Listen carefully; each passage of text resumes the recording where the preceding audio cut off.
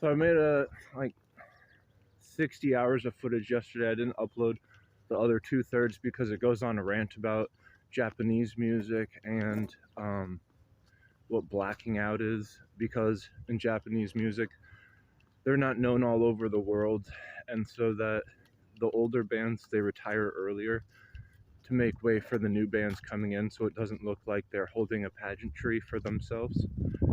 And what this means is the pageantry of the aesthetics in the digital world, like video games, there's so much there because there's so little, because its basis are foundations of pageantry like storage, and then polygons with the storage, and those two things together are the pageantry of that. But just with Lord of the Rings, it's basically like 4 data points and 3 special effects.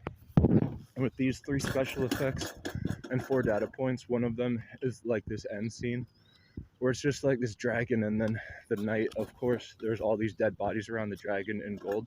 And this has been like a scene that I've seen set in so many different stories, but more so it's important just with like in Lord of the Rings, because they probably did it the best. It's timeless, because there's like this giant problem, this dragon, and it's holding all like the risk reward system, gold all around it, and that's where it sleeps. And it's really that imagery that's timeless, because it says so much about aesthetics. We're just combining the data points with special effects. And so if there ever was a zombie movie, it would be Lord of the Rings. All 3 together. When the Fellowship dies, it's like the head honcho of the orcs Aragorn takes out. Could have caught the hobbits that just then, and it's like this ring. Frodo didn't even want to take it, and Gandalf's like, you've got to. And there's a wraith outside, so he obviously did what Gandalf said, because he was doing like this shadow thing. The shadow thing was equal to wraith, so who are you gonna do, like go outside with the wraith? Or have Samwise Gamgee like popping through the door, luckily, and then they both get coaxed by Gandalf to take the ring, so obviously. Pageantry of what I might add. I'm gonna take a step on the wild side and say that the same pressure that is taken in a tire that rubs against this side and not that side. Let's get an aerial angle to better denotate the example that would probably change electronics for thousands of years. Is what bottlenecking and buffering is. In electronics, when they solve crap out because they're going really bad, this could mean that they're low on storage, so they're not primarily operating on an optimal RAM, to be quite frank. There's RAM inside of any electronics, and this is how it buffers. And this RAM, it can be bottlenecked if things are pressurized that shouldn't. Like a tire, imagine rubbing up against the side of a bike frame. This would lead to it eventually popping, but first, it would just make it for a really strenuous ride, as if the brakes were on the whole time. Or in a cycle where a bike wheel had been bent and is normal and then bent at one location, that tire would be in a cycle of hitting the brake on and off every rotation.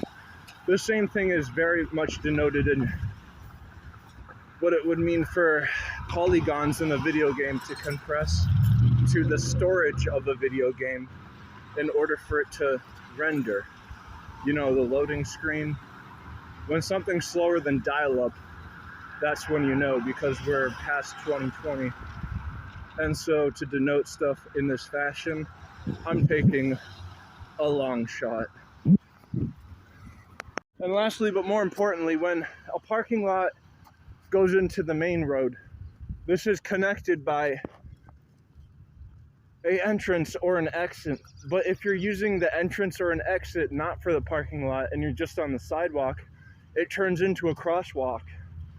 And this is what could be having a car in the middle of a crosswalk, prone there or jutting out into there or entering there.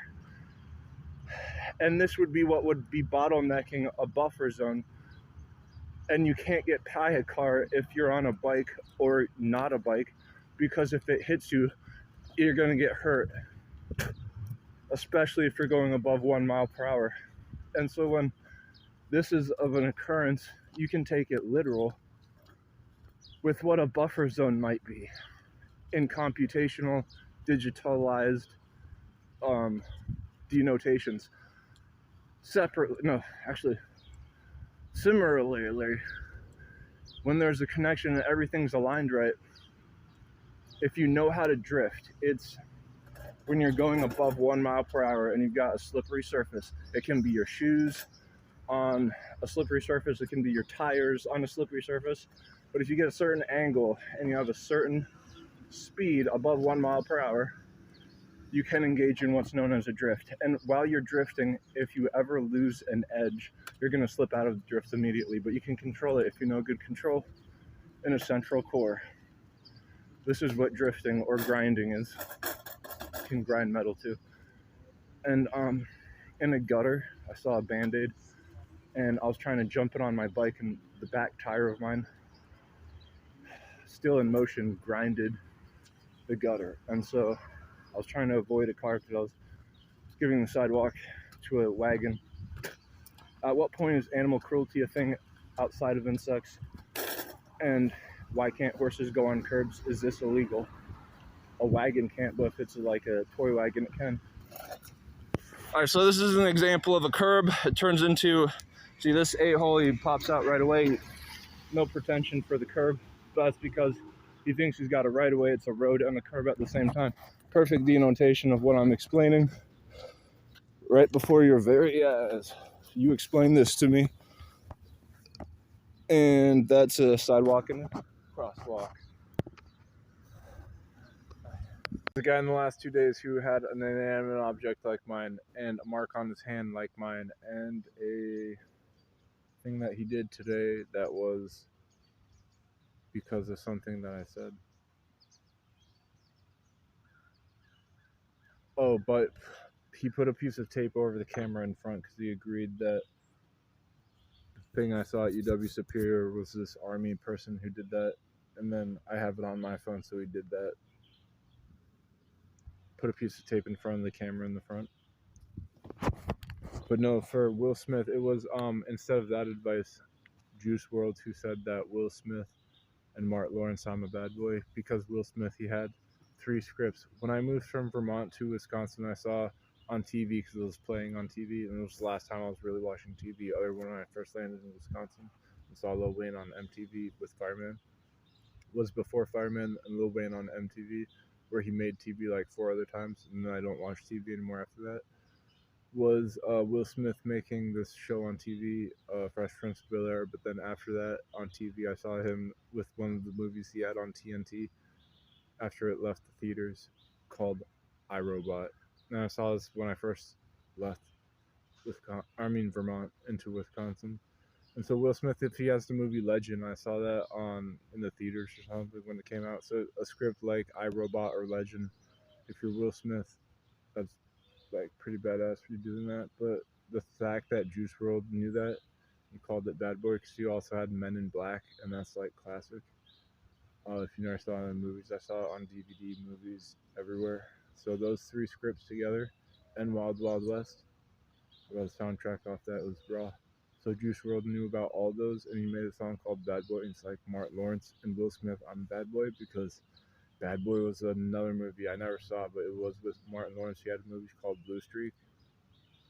He made one with Will Smith. I never saw it. It's called Bad Boy, but seeing that Juice WRLD knew about all that Juice WRLD was like this guy in Detroit.